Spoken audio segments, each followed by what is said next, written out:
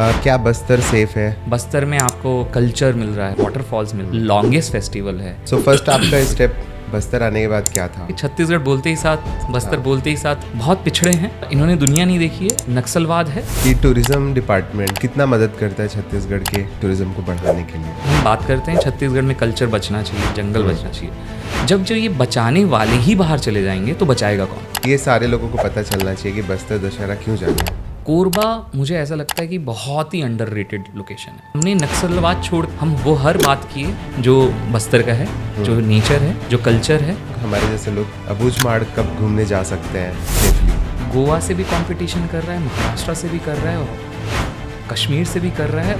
अगर मेरे जैसा फोटोग्राफर जाता है बस्तर पहली बार तो उसको क्या क्या सावधानी बरतनी चाहिए? छत्तीसगढ़ एक नक्सल स्टेट है, बस्तर जाना बिल्कुल भी सेफ नहीं है, बस्तर में टूरिज्म पॉसिबल नहीं है। ऐसे बहुत सारे भ्रांतियों को इस अकेले शख्स ने क्लियर किया है। बहुत सारे नेशनल इंटरनेशनल प्लेटफॉर्म्स पे इन्होंने बस्तर और छत्तीसगढ़ के बारे में बात किया हुआ है। तो मिलते हैं आज हम अनएक्सप्लोर्ड बस्तर के फाउंडर जीत सिंह आर्या से। आज हम इनसे जानेंगे कि बस्तर में टूरिज्म की शुरुआत कैसे हुई, बस्तर की खूबसूरती को इन्होंने बाहर देश विदेश तक कैसे लेके गए, बस्तर जाना क्या सच में सेफ है और कैसे फॉरेनर्स बस्तर तक आते हैं और हम छत्तीसगढ़ के लोग नहीं जा पाते। तो मिलते हैं जीत सिंह आर्या से।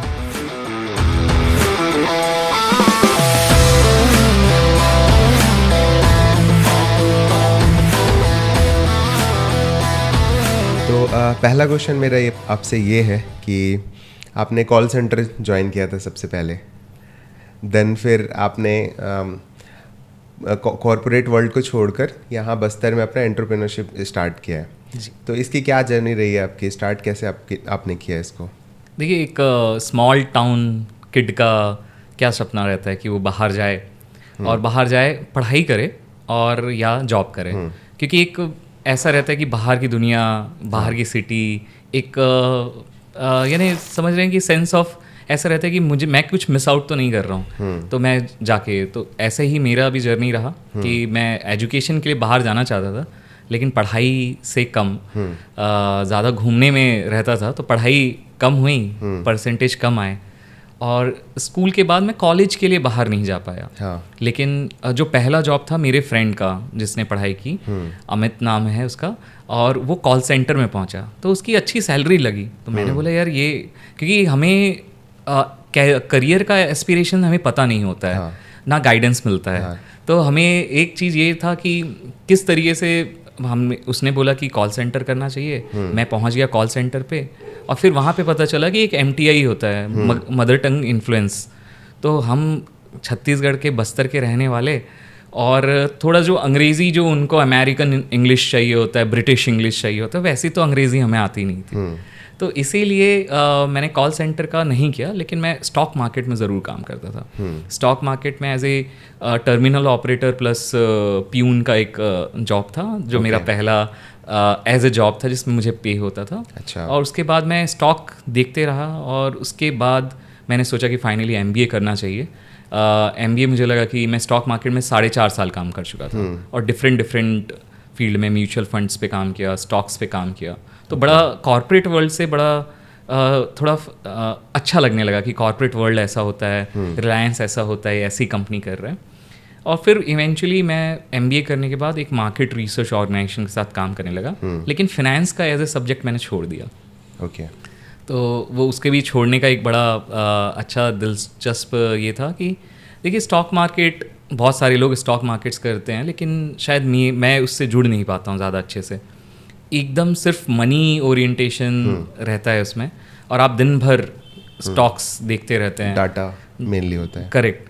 और हमें as a stock broking firm में टारगेट ही यही मिलता है कि आप कितने से कितने ज़्यादा डे ट्रेडिंग प्रमोट करें, इन्वेस्टमेंट कम करें। डे ट्रेडिंग करेंगे तो कमीशंस एजेंसीज को ज़्यादा मिलेगी। तो मुझे ऐसा लगा कि ये कहीं ना कहीं थोड़ा सा मेरे एथिकल प्रिंसिपल पे मैच नहीं हो रहा है। तो मैंने स्टॉक मार्केट MBA फिनेंस में करने के बाद मैंने फिर फाइनली स्टॉक मार्केट छोड़ा और मैं मार्केट रिसर्च और बिजनेस कंसल्टिंग के लाइंस पे आया। Okay. And then I worked for 5 years और उसके बाद मैं अनएक्सप्लोर्ड बस्तर के लिए वापस आ गया। ओके। सो आप ये जब कर रहे थे तो क्या चीज़ ऐसा मिस कर रहे थे अपने पहले की लाइफ से? देखिए एक हम लोग बस्तर से हैं। बस्तर के पास जंगल है और बहुत अच्छा कल्चर है, स्लो लाइफ भी है।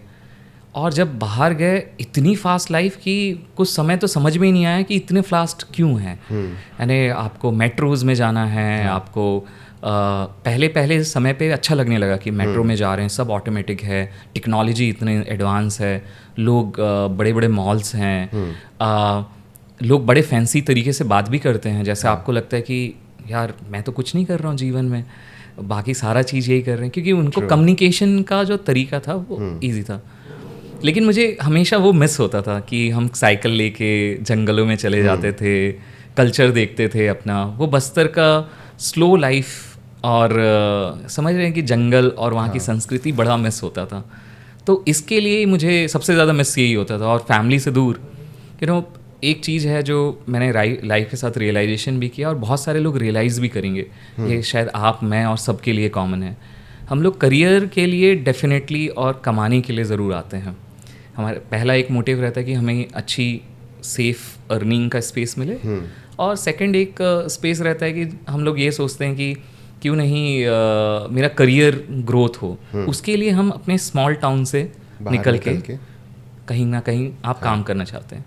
और उसी समय पे वो जो माइग्रेशन का चीज़ है, तो आप अपने फैमिली को छोड़े, आप अपने फ्रेंड सर्कल को छोड़े, जो वो फ्रेंड सर्कल जो सबसे बेस्ट होता है स्कूल के टाइम का, और फैमिली को भी छोड़ते हैं, और उसके बाद आप आते हैं और इस फास्ट लाइफ में आपको पता ही नहीं चल पाता है कि आपने क्या मिस आउट कर दिया।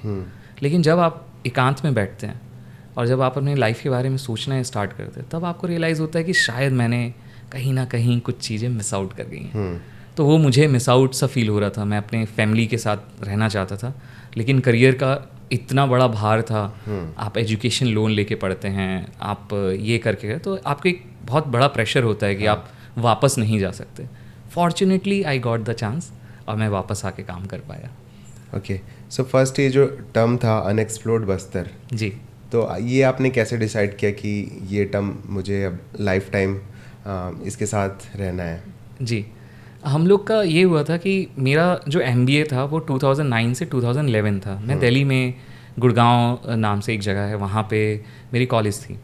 और इवेंचुअली हम सब के साथ होता है कि छत्तीसगढ़ बोलते ही साथ, बस्तर बोलते ही साथ एक ही परसेप्शन है लोगों का, बहुत पिछड़े हैं, इन्होंने दुनिया नहीं देखी है, नक्सलवाद है, और साथ में जो ट्राइबल कल्चर के बारे में जो एक गलत धारणा है कि ट्राइबल्स आदिवासी परंपराएं ऐसी होती हैं वैसी होती हैं, वो मेरे साथ भी हुआ। जब मैं गया तो मुझे अलग अलग चीज़ों से बोला गया कि अरे यार तुम कैसे आदमी हो, तुम वहाँ से आए हो। यानी हर एक इंसान मुझे बहुत ही निम्न स्तर का समझा और बहुत ही गलत आदमी हूँ ऐसा नज़रिए से देखे, और बहुत ही कॉन्फ्लिक्टेड एरिया से आया हूँ ऐसा लगा। लेकिन मैं तो बस्तर से ही बिलोंग करता हूँ, बॉर्न एंड बॉटअप हूँ। और इस बीच में मैं जियोलॉजी का सब्जेक्ट लिया था और हम लोग कुछ फ्रेंड सर्कल बना, और वो फ्रेंड्स हम तीनों ने डिसाइड किया कि हम लोग एक बस्तर का नोशन को बदलने के लिए, क्योंकि देखिए नेगेटिव हर कोई बात कर रहा है, यानी पूरे छत्तीसगढ़ के नेगेटिव के बारे में दिल्ली में चर्चाएं बहुत होती हैं, हर जगह वर्ल्ड में चर्चाएं होती हैं, लेकिन जो हर एक क्षेत्र में एक प्रॉब्लम है, एक समस्या है, वो नेगेटिव भी है पॉजिटिव है, नेगेटिविटी स्प्रेड्स मोर। यस, तो हमारा जो परसेप्शन है छत्तीसगढ़ का और स्पेशली बस्तर एरिया का बहुत नेगेटिव तरीके से लिया गया। तो हमने सोचा कि किसी तरीके से हम बस्तर का वो छवि दिखाएं जो दुनिया ने देखी नहीं है। तो हमने नक्सलवाद छोड़ के माइनस हम वो हर बात किए जो बस्तर का है, जो नेचर है, जो कल्चर है, जो वहाँ की आर्कियोलॉजी है, जो वहाँ की हिस्ट्री है। और हम तीनों फ्रेंड्स ने ये टेम्प्रेरी में एक फेसबुक में एक पेज बनाया, और फेसबुक में पेज बनाने के बाद वो फेसबुक का पेज अच्छे से ग्रो होने लग गया। नाम में ये था कि बस्तर के नाम से क्या हो, क्या है, बिल्कुल देखा नहीं है कभी कोई ऐसा जगह, अनछुआ जगह है, ऐसे करके नाम पे डिराइव हुए कि अनएक्सप्लोर्ड बस्तर रखते हैं।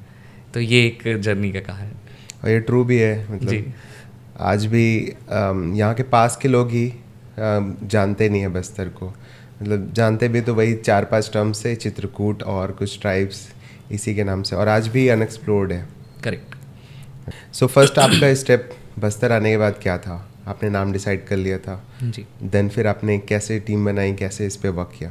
देखिए हुआ ये कि मैं 5 साल जब मैं अपने कॉर्पोरेट करियर में था, तो मैंने एक क्योंकि मैं करियर फिर से रीस्टार्ट कर रहा था, तो वहाँ पे मैं 5 सालों में अलग अलग रोल्स पे रहा, और फॉर्चुनेटली वो जॉब इसलिए मैंने चुना था कि उसमें घूमने मिलता था।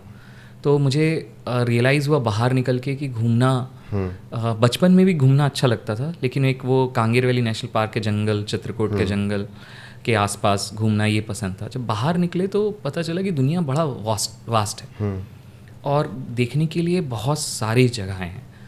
तो कॉलेज में थे, दिल्ली में थे, तो पास में हिमालय था, तो कभी नैनीताल, कभी शिमला, कभी मनाली चले जाया करते थे। जब मैं यहाँ पे और जॉब के साथ में मुझे ये रियलाइज़ हुआ कि उसमें मुझे काम करने का मौका मिला हर एक वो जगह पे जहाँ पे लोग ट्रैवल प्लान करते हैं, यानी वेकेशन प्लान करते हैं, वहाँ पे मुझे काम करने का मौका मिला। ये कौन से ईयर की बात है? 2011 से स्टार्ट हुआ और 2016 तक का मैं सिर्फ ट्रैवल एंड जॉब कर रहा था। ओके।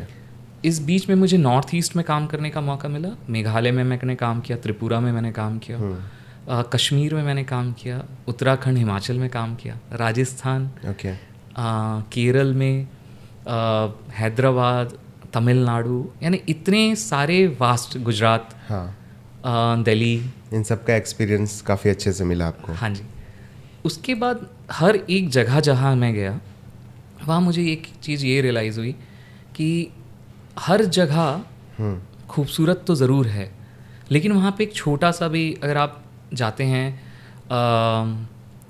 कैंपटी फॉल, ये मसूरी में है, तो आप जब देखते हैं वहाँ पे हज़ारों की संख्या में लोग आते हैं। चित्रकूट वाटरफॉल या तीरथगढ़ वाटरफॉल उसके सामने बहुत ही अमेजिंग है। yes.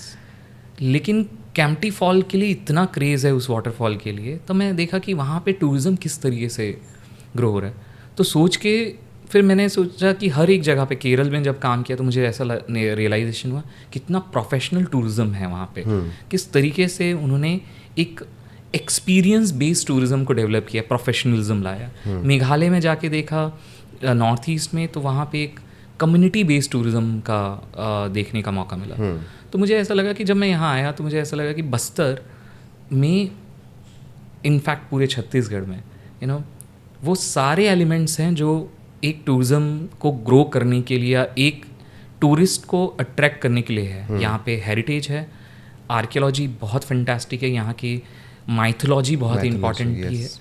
सेकेंडली आपके यहाँ पे नेचर इतना है, नेशनल पार्क्स हैं, वाइल्ड लाइफ सेंचुरीज़ हैं, और इम्पॉर्टेंटली ट्राइबल कल्चर, जो अब आप देखेंगे कि यूजुअली पूरे इंडिया में कहीं ना कहीं ख़त्म सा होने लगा है, और हमारे यहाँ पे वो ट्राइबल कल्चर है। इतनी यूनिक कॉम्बिनेशन किसी एक डेस्टिनेशन का कैसे हो सकता है, और वो प्रमोट भी नहीं हुआ। तो जब हमने देखा कि कुछ हुआ नहीं, तो मैं मेघालय में काम कर रहा था, और मेघालय में मेरा थॉट आया कि आई शुड गो बैक, मुझे जाना चाहिए। और मुझे इसलिए जाना चाहिए कि ये नहीं कि एक तो जो आपने पहला जो क्वेश्चन पूछा था कि आप क्या मिस कर रहे थे, मैं घर मिस कर रहा था, मैं जंगल मिस कर रहा था, यहाँ की संस्कृति मिस कर रहा था, वो पहला चीज़ था। सेकंड चीज़, मुझे ऐसा लगा कि बस्तर में वो हर एक चीज़ है, हर एक एलिमेंट है, लेकिन टूरिज़्म ग्रो क्यों नहीं हो रहा, वहाँ के लोगों को बेनिफिट क्यों नहीं हो रहा उस चीज़ का। तो इसीलिए वही सोच करके मैं यहाँ पे आया, और 2016 में फाइनली अनएक्सप्लोर्ड बस्तर को सोशल मीडिया पेज से लेके एक ऑर्गेनाइजेशन के रूप में इस्टेब्लिश किया।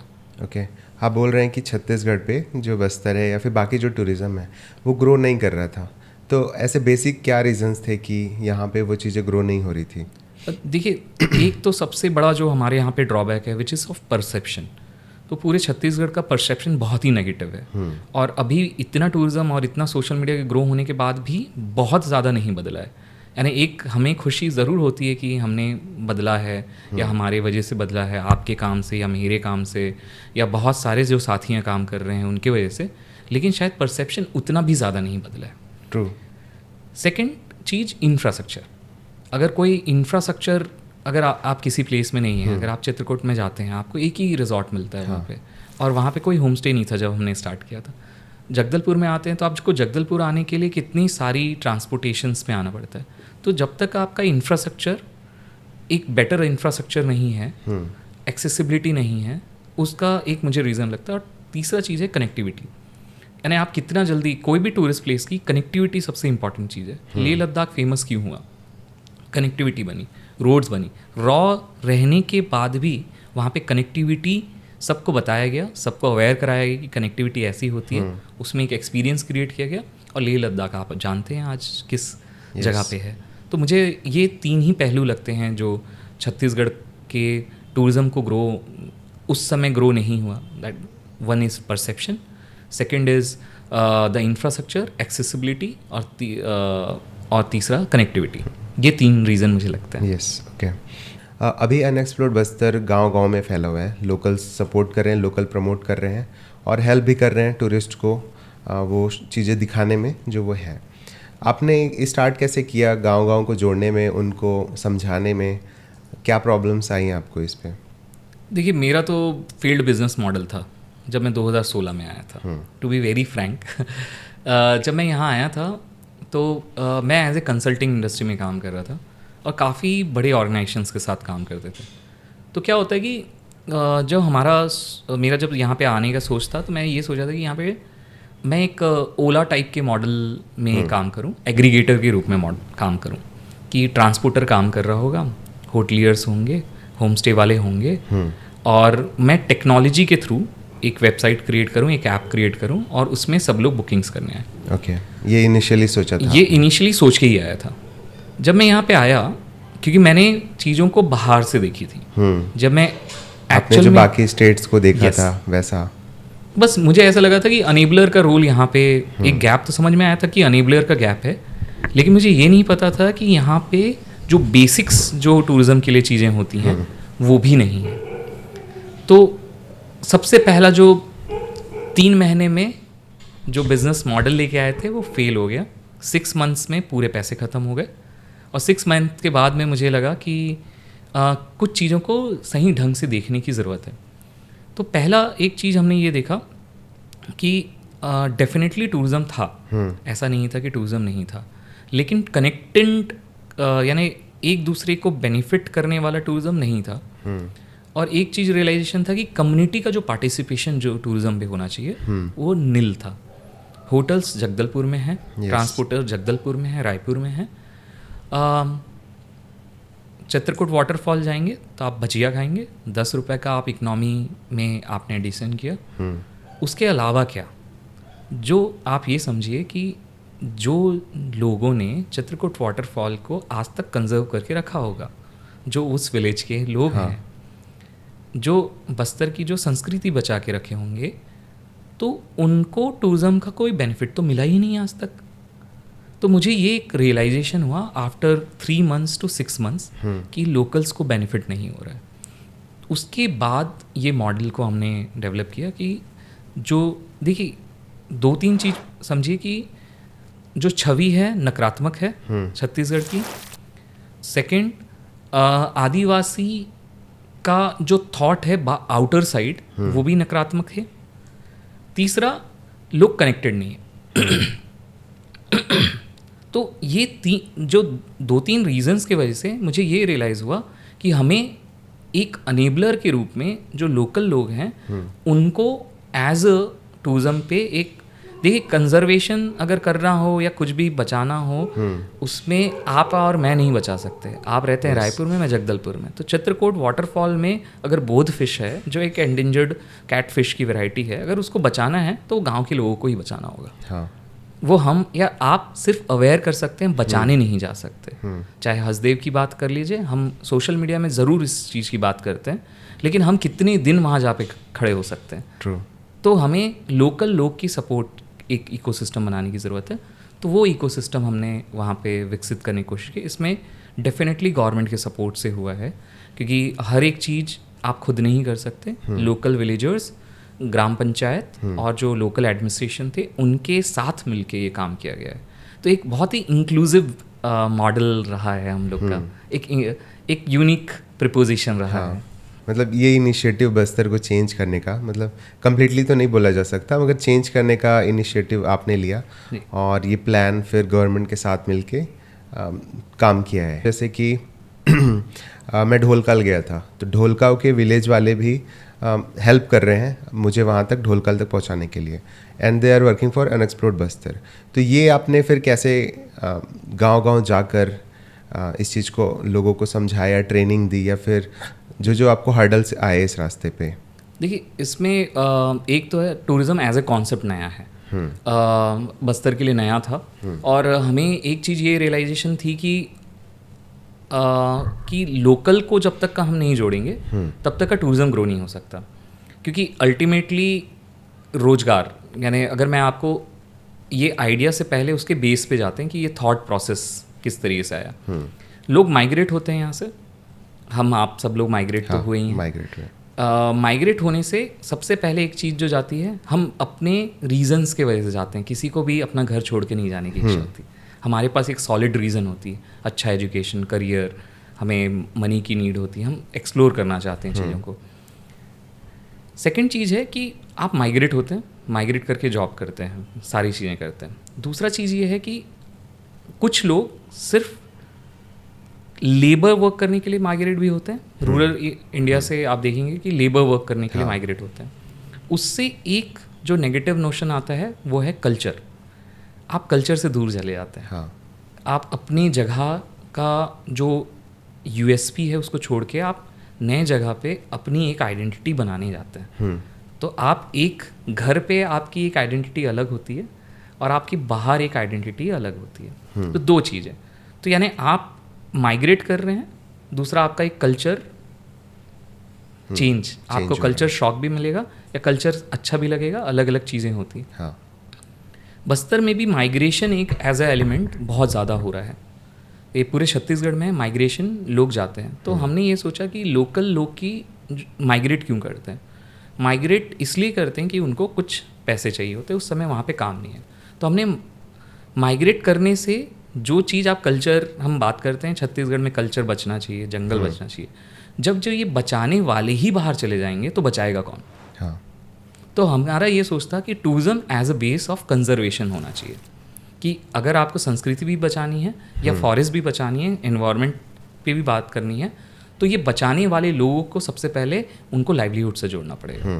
तो हमने वो लाइवलीहुड का एज ए कॉन्सेप्ट लेके आए कि लोगों को, एडमिनिस्ट्रेशन को बताया कि हर किसी को जॉब देना सरकार के पास भी प्रैक्टिकली स्पीकिंग ये हो नहीं सकता। और एंटरप्रेन्योरशिप, यानी अगर लोकल लेवल पे ही, चाहे वो गांधी जी बोलें या लोकल लेवल पे आजकल एंटरप्रेन्योर्स, आजकल बहुत सारे स्टार्टअप्स यही बोलते हैं कि look back to the villages. Villages में बहुत ज़्यादा, या टियर 2 टियर 3 सिटीज़ में बहुत ज़्यादा पोटेंशियल है। ये इसलिए बोलते हैं कि वहाँ पे लोकल लेवल पे जॉब क्रिएट हो सकती है। तो हमने वो काम किया कि लोकल लेवल पे जॉब क्रिएट किया, एडमिनिस्ट्रेशन को जाके समझाया कि देखिए सर, लोकल लेवल पे हम जॉब क्रिएट कर सकते हैं। तीसरा चीज़, हम उसकी ट्रेनिंग का पार्ट देख लेंगे और उसको मार्केट करने का भी काम कर लेंगे। यानी आपने ट्रेनिंग दे दी लेकिन कोई आके वो गाइडिंग का सर्विस ही यूज़ नहीं किया तो कोई व्यर्थ है, यानी आपका इन्वेस्टमेंट का, हमारे टाइम का, सबका वेस्ट है। तो हमने उनको बोला कि हम ब्रिज बनना चाहते हैं एडमिनिस्ट्रेशन के लाइवलीहुड जनरेट करने के लिए, गांव वाले को रोजगार प्रदान करने के लिए, और टूरिस्ट को इस यूनिक लैंडस्केप को एक्सप्लोर करने के लिए। तो हमने एक ब्रिज जैसा काम किया इसमें। ओके, सो अभी अनएक्सप्लोर्ड बस्तर कितने लोगों की फैमिली है और ये कैसे रन होता है फिर? देखिए, अनएक्सप्लोर्ड बस्तर एक बहुत ही सिंपल कॉन्सेप्ट पे काम करता है, जिसे बोलते हैं हम लोग सस्टेनेबल टूरिज़्म। हम लोग अपने टर्नओवर से ज़्यादा हम लोग ये सोचते हैं कि हम लोग कितना टर्नओवर जनरेट कर पा रहे हैं गाँव में। तो हमने 2017 से देखा, 2017 से हमने इंटरवेंशंस चालू की और आज 2024 पे खड़े हैं।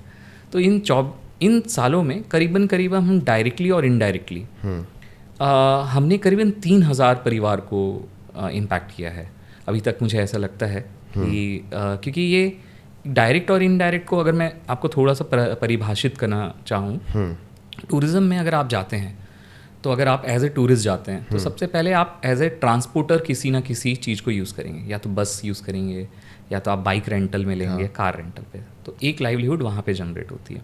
सेकंड जनरेट होती है जहाँ आप स्टे करते हैं, चाहे आप होम स्टे में रुकिए, कैंप्स में रुकिए, होटल्स पे रुकिए, रिजॉर्ट्स पे रुकिए। और फिर थर्ड जो चीज़ है फूड, आप जहाँ खाना खा रहे हैं वहाँ पे भी एक जनरेशन हुआ। और फिर और जो नेक्स्ट है वो है एक्सपीरियंस। अगर आप कांगेर वैली नेशनल पार्क गए और जिप्सी राइड किया तो आपने एक एक्सपीरियंस किया। अगर आप बाइसन हॉर्न ट्राइबल डांस देखना चाहते हैं, माड़िया डांस देखना चाहते हैं, तो आपने वहाँ पे भी जनरेट किया, वहाँ पे भी रेवेन्यू जनरेट हो रही है। फिर और अगर आप देखेंगे कि एक रेवेन्यू क्राफ्ट, अगर आप गए तो आप हमेशा आप कहीं पे भी जाएंगे तो आप क्राफ्ट खरीदेंगे। आपने विलेज से जाके खरीदा तो विलेज में अगर आपने खरीदा तो आपको विलेज में आपको एक अलग लेवल पे आपको एक्सपीरियंस बनाने का भी देखने को मिला और आपने वहाँ से बाय किया। यानी बहुत सारे जो बीच के जो मिडिल मैन थे उनसे नहीं, वो डायरेक्टली बेनिफिट कर रहे हैं। तो इस मॉडल को हम लोग यूटिलाइजेशन करते हुए हमारा ये रहा कि हमने अलग अलग लेवल पे हर एक जगह पे वो टूरिस्ट से हर जगह पे बेनिफिट्स कराने की कोशिश की। बस्तर में बस छत्तीसगढ़ के लोग ज़्यादा जाते हैं टूरिज़्म के लिए या फिर फॉरेन से ज़्यादा लोग आते हैं टूरिज़्म के लिए? देखिए छत्तीसगढ़ में वाटरफॉल देखने का क्रेज़ है। तो रेनी सीज़न में सबसे ज़्यादा लोग आते हैं वाटरफॉल्स को स्पेसिफिकली देखने के लिए। तो छत्तीसगढ़ का जो मूवमेंट है वो वाटरफॉल्स का है।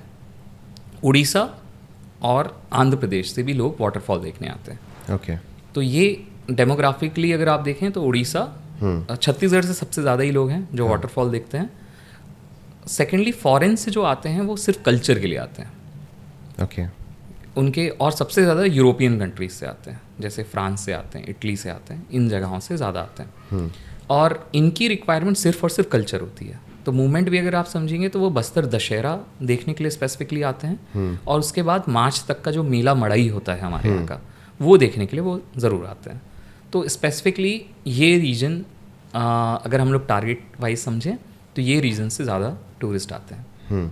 फॉरेन से जो आते हैं वो कुजीन और लाइफस्टाइल, होम स्टे, ये सारी चीज़ों को देखने आते हैं। बिल्कुल।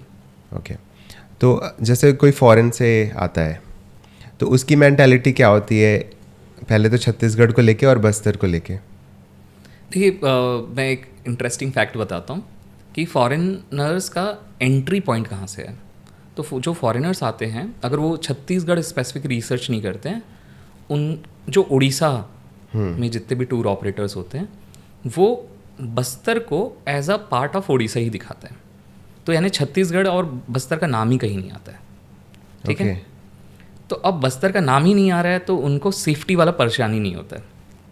यानी अगर आप एम्बेसी में जाएंगे और अगर आप डायरेक्टली अगर वहाँ पे बोलेंगे कि आप बस्तर जाना चाहते हैं तो वो फ्लैग हो जाएगा। अच्छा। कि भाई आप बस्तर जाना चाहते हो क्योंकि रेड कॉरिडोर है, आपको यहाँ कॉन्फ्लिक्ट है, आपके पास आप डायरेक्टली जब जाना चाहेंगे तो आपको परेशानी होगा। तो जो उड़ीसा के ऑपरेटर हैं ना, दे आर वेरी स्मार्ट, उनसे लर्न भी करना चाहिए। वो क्या करते हैं कि उसको छत्तीसगढ़ का जो ये बस्तर का जो पार्ट है उसको उड़ीसा में दिखाते हैं। यानी वो अपनी आइटनरी में ऐसा नहीं लिखते कि वो छत्तीसगढ़ का पार्ट है, ऐसा ना ये लिखते हैं कि वो उड़ीसा का पार्ट है। वो सिंपली लिखते हैं कि now you will travel to Chitrakoot waterfall, experience bison horn Marias, Muria का एक्सपीरियंस करिए, बेल मेटल देखिए और आप वहाँ से आगे जर्नी करिए। तो यानी उन्होंने कहीं में मेंशन ज़्यादा नहीं किया इस चीज़ के, ट्राइब्स मेंशन किया, लोकेशंस मेंशन नहीं किया। तो उससे क्या हुआ, उनको क्या बेनिफिट हो गया कि उन्होंने जो ट्राइबल टूरिज्म का जो सर्किट बनता है, भुवनेश्वर से हेरिटेज का सर्किट देखते हैं,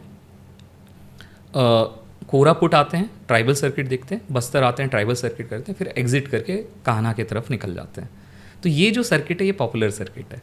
तो इसी तरीके से जो फॉरेनर्स है वो उड़ीसा के थ्रू ही प्लान करते हैं। अच्छा। जैसे कि शायद गॉर्डन राम से आए थे तो उन्होंने स्पेशली जो चीटी की चटनी है और ये सारी चीज़ें देखी थी, तो उन्होंने भी ऐसा ही किया होगा या फिर वो छत्तीसगढ़ या फिर बस्तर के नाम से ही आए होंगे? नहीं, वो स्पेसिफिकली बस्तर के नाम से ही आए थे और उनको वो जगह जानना था जिसमें गॉर्डन राम से जो चीटी की चटनी स्पेसिफिकली करना चाहते थे, तो उनको वो इन्फॉर्मेशन मिला और फिर वो यहाँ पे आए और बस्तर में आके उन्होंने चीटी की चटनी को एक्सपीरियंस किया, अपनी कुजीन में ऐड भी किया। तो यानी वो स्पेसिफिकली बस्तर के लिए आए थे क्योंकि वो उनको पता है कि वो रीजन स्पेसिफिक नहीं है, ही इज़ अ क्रिएटर। तो जो क्रिएटर होते हैं उनको कोई रीजन स्पेसिफिक कोई टेंशन नहीं होता। टूरिस्ट के लिए थोड़े अलग लेवल पे होता है, लेकिन उनके लिए बहुत अच्छा मैनेजमेंट किया गया था। क्या बस्तर सेफ है? आजकल जैसे फीमेल सोलो ट्रैवलर का बहुत क्रेज़ हो रहा है, मतलब लोग स्पेसिफिकली फीमेल सोलो ट्रैवलर ऐसा अपने आप को टैग लगाते हैं और वर्ल्ड घूमते हैं, तो क्या बस्तर सेफ है फीमेल सोलो ट्रैवलर्स के लिए? तो चलिए इसमें एक फैक्ट से बात करते हैं।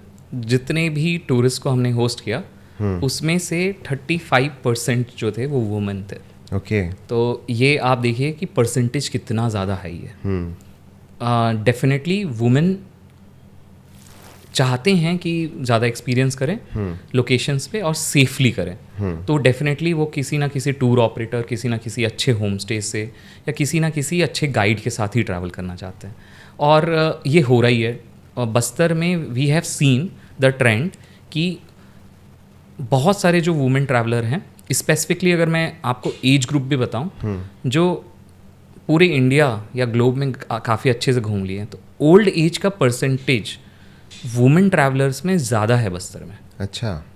और जो सोलो, जो इन्फ्लुएंसर कैटेगरी के भी जो वो सोलो वुमेन ट्रैवलर्स हैं वो भी काफ़ी ज़्यादा हैं, क्योंकि देखिए यूनिक कंटेंट है। एज ए लोकेशन भी देखिए, जो ओल्ड एज हैं उन्होंने हिमाचल कर लिया, उन्होंने नॉर्थ ईस्ट कर लिया, उन्होंने साउथर्न स्टेट्स कर लिया, अब उनके पास प्लेसेस नहीं है एक्सपीरियंस करने के लिए, तो उनको ऑफ बीट चाहिए।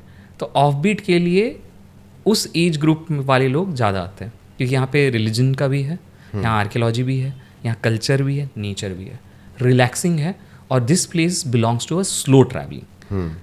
हमारा छत्तीसगढ़ को हमें as a slow travelling destination ही प्रमोट करना चाहिए और उसको एक्सपीरियंस भी उसी तरीके से करना चाहिए। तो पहला चीज़ तो ये है वुमेन के लिए।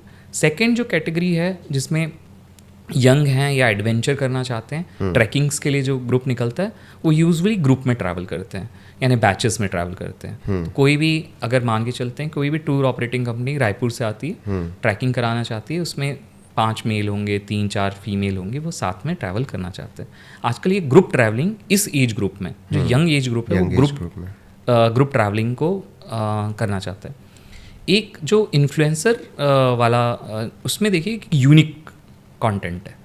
बस्तर में आपको कल्चर मिल रहा है, आपको वाटरफॉल्स मिल रहा है, इंडिया का वाइडेस्ट वाटरफॉल है, लॉन्गेस्ट फेस्टिवल है, एनिमिज्म का बिलीफ अभी भी, जहाँ पे मैं रिसेंटली नॉर्थ ईस्ट में गया, वहाँ पे रिलीजन का दूसरे रिलीजन में कन्वर्शन हो चुका है। तो वहाँ का जो यूनिक जो कल्चर आइडेंटिटी थी, ट्राइबल आइडेंटिटी, वो खत्म हो चुका है। बस वो ट्रेडिशनली ड्रेस में आते हैं और कुछ फेस्टिवल और कुछ रिचुअल्स बचे हुए हैं। बस्तर में वैसा भी उतने हद तक का तो हुआ नहीं है, तो वहाँ पे आप एकदम रॉ लेवल पे वो एक्सपीरियंस देख सकते हैं। तो आपको ऐसा यूनिक लोकेशन कहाँ मिलेगा?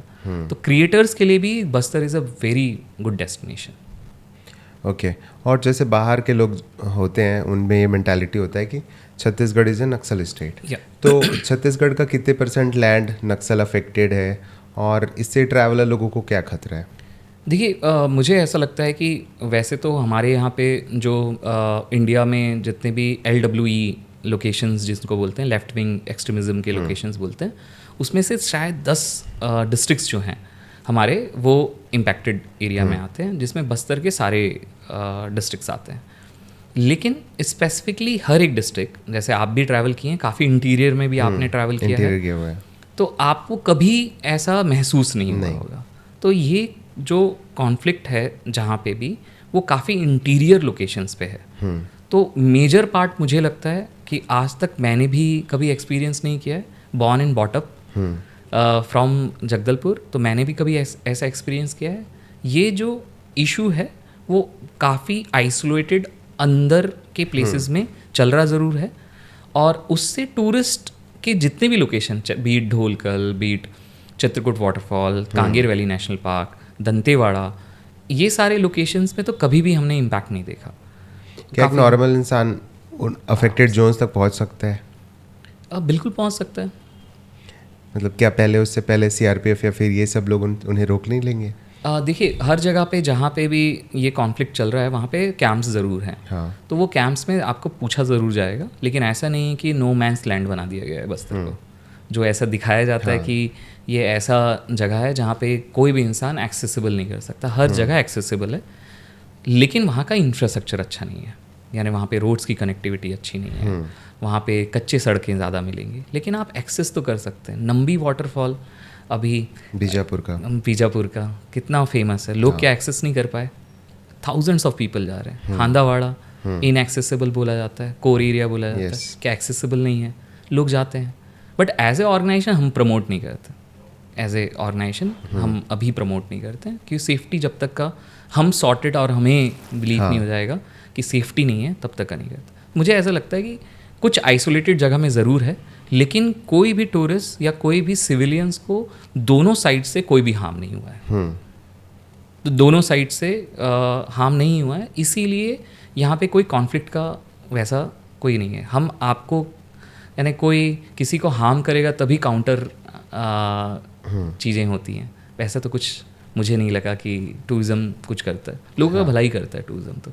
यस अगर इंडिया से कोई बस्तर घूमने आना चाहता है तो ऐसे 5 एक्सपीरियंसेस आप बताइए जो मस्ट है बस्तर ट्रैवल लिस्ट पे। देखिए, सबसे पहले तो मैं ये बोलूँगा कि Bastar Dussehra as a experience आपको हमेशा एक वो यूनिक एक्सपीरियंस है और एक वाइल्ड ट्राइबल एक्सपीरियंस है जो आपको करना चाहिए। तो दिस इज़ फर्स्ट, और ये इंडिया का one of the longest festival 75 दिन चलता है, तो ये आपको डेफिनेटली करना चाहिए, क्योंकि वहाँ पे एनिमिज्म की प्रैक्टिस होती है।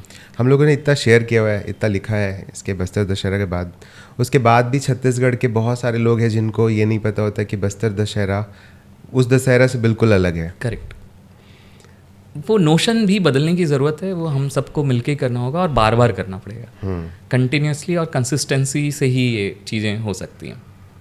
जो सेकंड एक्सपीरियंस है, आप अगर देखें कि एक जो कांगेर वैली नेशनल पार्क के अंदर जो केविंग का एक्सपीरियंस है, तो वो केविंग का एक्सपीरियंस काफ़ी यूनिक है।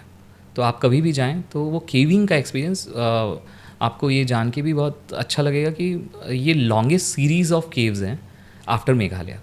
तो मेघालय के तो बहुत लंबे हैं, 26 किलोमीटर, 28 किलोमीटर ऐसा। हाँ। लेकिन यहाँ पे उसके बाद लॉन्गेस्ट सीरीज़ ऑफ केव्स हमारे बस्तर में है। कौन कौन से हैं? जैसे वो पूरा जो कांगेर वैली नेशनल पार्क के जोन में अगर देखें तो 50 से अधिक केव्स हैं, जिसमें बहुत ज़्यादा जो फेमस है उसमें से कुटुमसर केव है, कैलाश केव है, डंडक केव है, और अगर थोड़ा सा विसिनिटी से बाहर आते हैं तो मादरकुंटा केव है। उसके अलावा भी बहुत सारे केव्स हैं, हरा केव्स हैं, सीत गुफा है, ऐसे बहुत सारे केव्स हैं। तो क्या ये एक आम इंसान वहाँ तक जा सकता है, सारे केव्स घूम सकता है? बिल्कुल, अभी जितने भी मैंने नाम लिया है, डंडक, कैलाश, कुटुमसर, मादरकुंटा केव, ये सारे एक्सेसिबल हैं, आप आराम से जा सकते हैं। आपको डेफिनेटली वहाँ पे गाइड्स मिलेंगे या फॉरेस्ट के कुछ लोग मिलेंगे जो आप आराम से एक्सेसिबल है। ठीक है।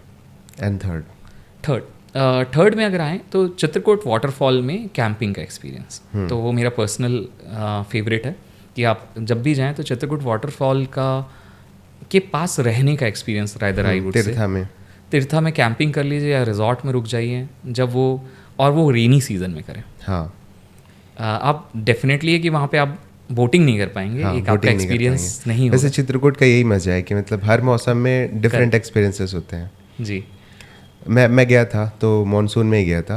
हाँ। और सुबह 4 बजे जो आवाज़ आ रही थी चित्रकूट की, मतलब सच में डराने वाली थी। मतलब सुबह 4 बजे फुल लाउड आवाज़ और पूरा नीला होता है सब कुछ। बिल्कुल, ऐसा एक्सपीरियंस मुझे नहीं लगता कि इंडिया में कहीं मिलता होगा, चित्रकूट वाटरफॉल के पास रहना। हाँ। और रात रुकना, यानी आप बिल्कुल आप जैसे नीला बोले कि देखिए हर मौसम में देखने का है, वहाँ से कॉन्स्टिलेशंस भी इतनी गजब की दिखती थी।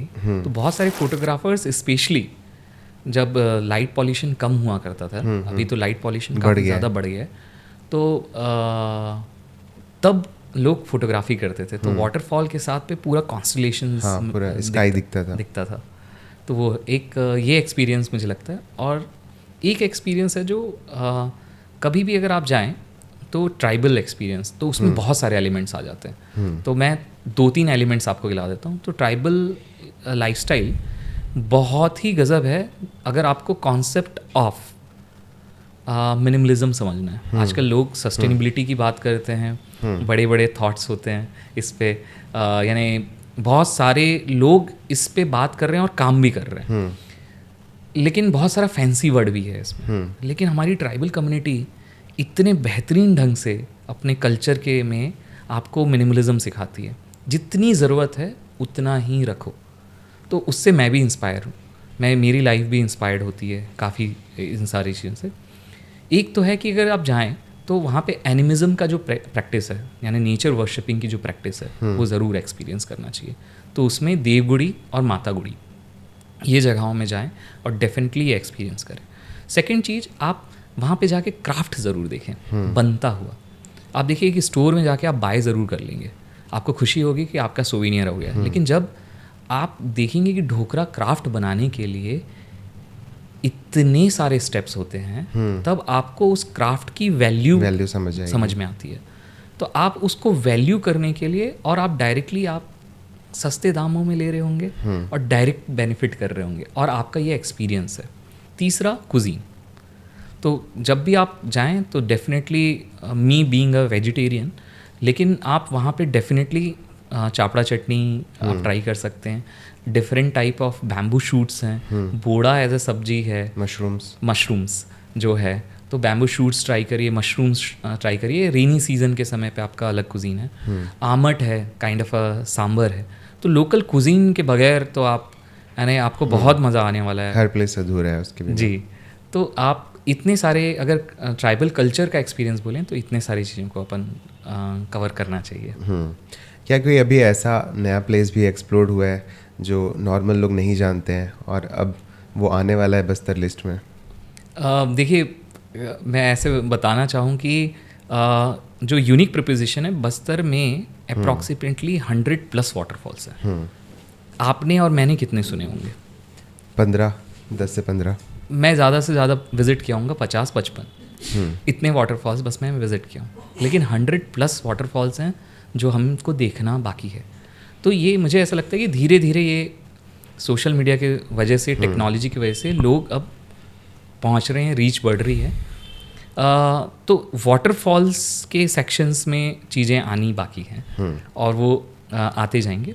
एडिशनली अगर आप देखेंगे, कांगेर वैली नेशनल पार्क के अंदर अभी बैम्बू राफ्टिंग का एक एक्सपीरियंस स्टार्ट हुआ है। तो अब मुझे लगता है कि अब Bastar as a location establish हो गया है। अब उसे एज ए एक्सपीरियंस डेस्टिनेशन को मार्केट करने की आवश्यकता है कि आप बैम्बू राफ्टिंग करिए, आप केविंग करिए, rather than going Chitrakoot waterfall गए, 5 मिनट में आप देखेंगे, फ़ोटो क्लिक करेंगे, 10 मिनट करेंगे, चाय पियेंगे, भजिया खाएंगे और आप निकल जाएंगे। 30 मिनट्स का एक्सपीरियंस। वाटर, अगर आप बोटिंग करने गए तो अगर मान लेते हैं 2 घंटे का एक्सपीरियंस, लेकिन चित्रकूट वाटरफॉल में आप एक दिन पूरा स्पेंड कर सकते हैं और आपको पता ही नहीं चलेगा। Nature, you can go for nature walks, you can go for, आप वहाँ पे जो बस्तर का जो सबसे बड़ा शिवलिंग है वो चित्रकूट वाटरफॉल पे ही है, तो वो आप देख सकते हैं। वो थोड़ा सा खंडित सा है। नारायणपाल भी नहीं, जस्ट चित्रकूट वाटरफॉल पे ही है वो। अच्छा। और वहाँ पे ही एक देवगुड़ी है, कुंवर देव जिनको बोलते हैं, वो भी हैं। और ये 11th सेंचुरी 13th सेंचुरी का एक टेम्पल है। तो आप ये भी एक्सपीरियंस, ये बहुत सारे लोगों को पता नहीं है। तो आप जब पता ही नहीं है तो आप एक्सपीरियंस कैसे करेंगे? तो मुझे ऐसा लगता है एज ए बहुत कुछ आना बाकी है, लेकिन मेजरली अब जो भी चीज़ें होंगी वो एक्सपीरियंस बेस्ड पे ज़्यादा होगा। जो हमारे साइड से भी आएंगे या जो मार्केट भी होंगी, वो आप आएँ, ट्रैक्स करें, लोकल फूड खाएं, बस्तर के बाज़ार जाएं, एक्सपीरियंस करें, होम स्टेज में रुकिए, एक्सपीरियंस करिए, लोकल कुजीन खाइए, एक्सपीरियंस है। It is a more experience and slow travelling destination. बहुत सारे ऐसे वाटरफॉल्स हैं, ना कि केवल बस्तर में।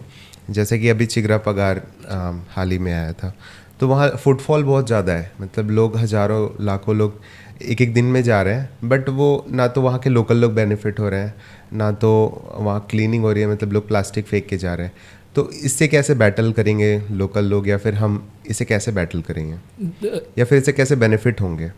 इसका बहुत अच्छा सवाल है एक्चुअल में, और मुझे लगता है कि ये एक बहुत सिस्टमैटिक वे है जिसको हमको करना चाहिए।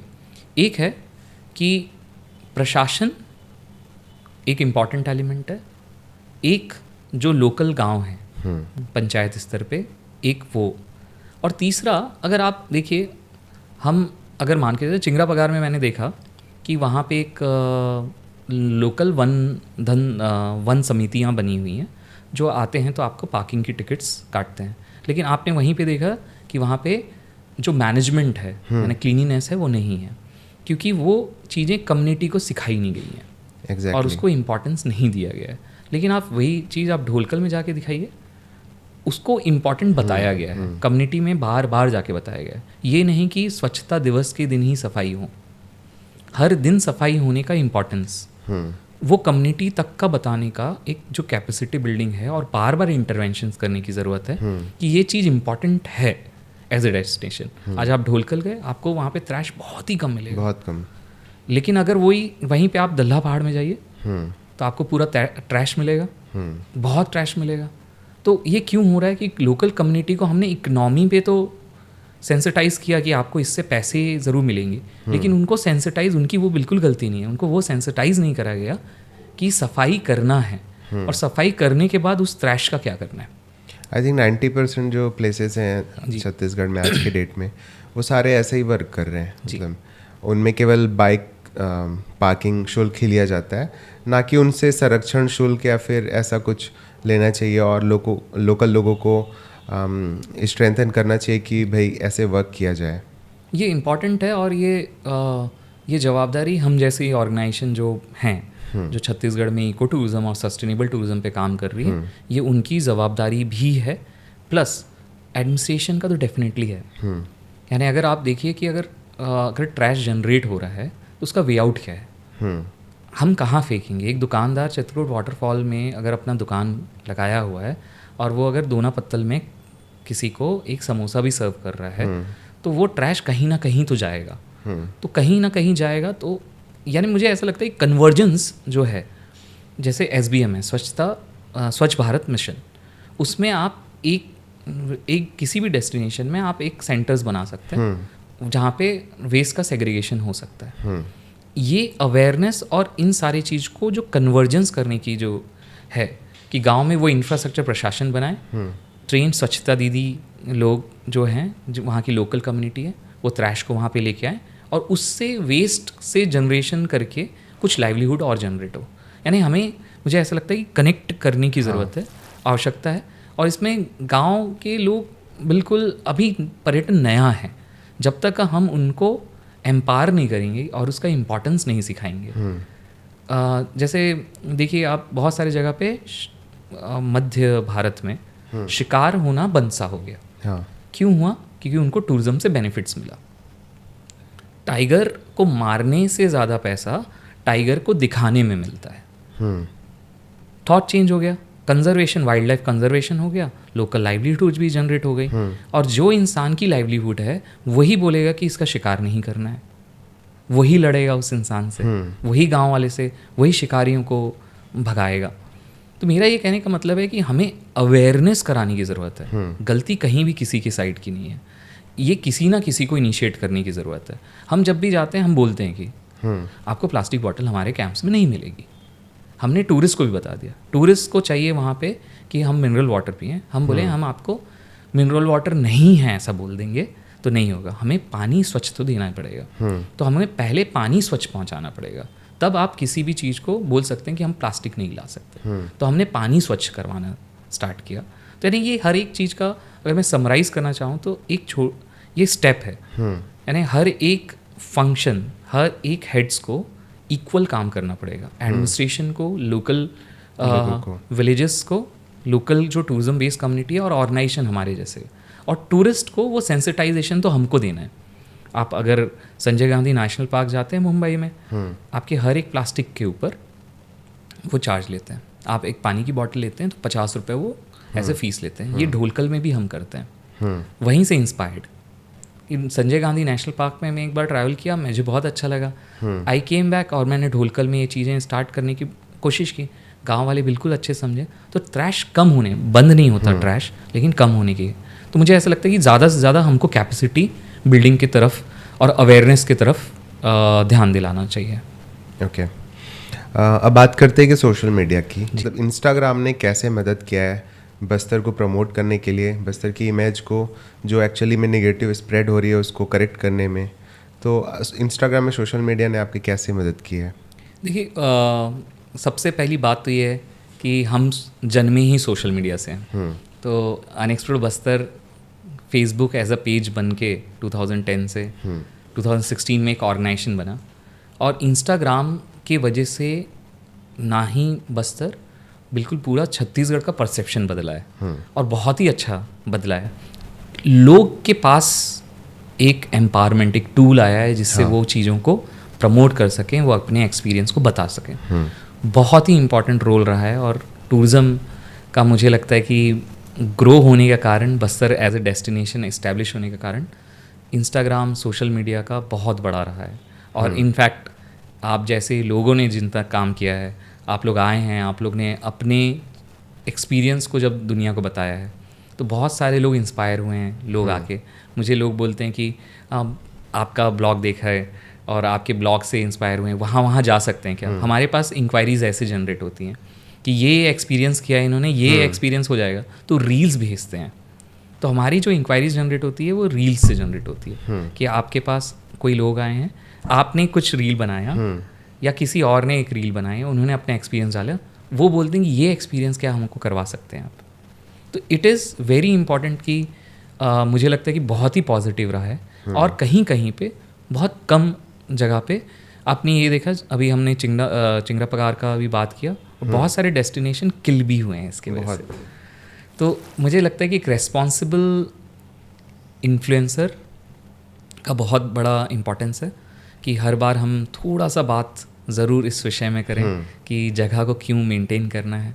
अगर आप पार्टी भी करते हैं, कुछ भी करते हैं, दोस्तों के साथ फ़न करते हैं, लेकिन आप अपने ट्रैश को या वहाँ की जो बायोडाइवर्सिटी है उसको रेस्पेक्ट करें, वहाँ की कल्चर को रेस्पेक्ट करें, और दूसरे इंसान के आने तक के लिए तो उसको ठीक रखें। हाँ, तो एक्चुअली इसको हमें ऐसे समझने कि इन्फ्लुएंसर प्लस गवर्नमेंट और प्लस जो आप जैसे लोग जो एजुकेट करते हैं, तो ये तीनों का ही समर्थन बहुत ज़रूरी है। बिकॉज इन्फ्लुएंसर का तो काम है प्रमोट करना, और हम अगर अवेयरनेस फैला भी देंगे, वहाँ के लोकल लोग को पता नहीं होगा, तो फिर वो जगह वैसे ही हो जाएगी। लेकिन मुझे ज़्यादातर ना पॉजिटिव ही लगता है। हाँ। जैसे एक डेस्टिनेशन अगर आता भी है मैप पे, जो एक इन्फ्लुएंसर आते हैं और वहाँ पे जाके प्रमोट करते हैं, तो उसका पॉजिटिव साइड ज़्यादा है रेदर देन नेगेटिव साइड। क्योंकि देखिए, एक बार वो प्रमोट हुआ, उसके बाद वहाँ पे लोकल लोग कुछ ना कुछ अपनी इकनॉमी के लिए वहाँ पे जुड़ेंगे। हाँ। तो वो एक आप यानी अनकॉन्शियस वे में आप वो काम कर रहे हैं जिसका बेनिफिट शायद 3 साल के बाद मिलने वाला है। यानी आपने एक डेस्टिनेशन को प्रमोट किया, वहाँ पे लोग जाना स्टार्ट हुए, धीरे धीरे वहाँ पे एक दुकान आने लगी, वहाँ पे बेर मिलने लग गया, जाम बिकने लग गया, वहाँ पे अलग अलग चीज़ें बिकने लगी, और फिर वहाँ पे एक लोकल समिति बनेगी, और फिर वहाँ जो ट्रैश का इशू है वो सॉल्व हो रहा होगा, बायोडाइवर्सिटी, फिर वहाँ पे एक्सपीरियंस क्रिएट हो रहा होगा। तो मुझे ऐसा लगता है कि ये चीज़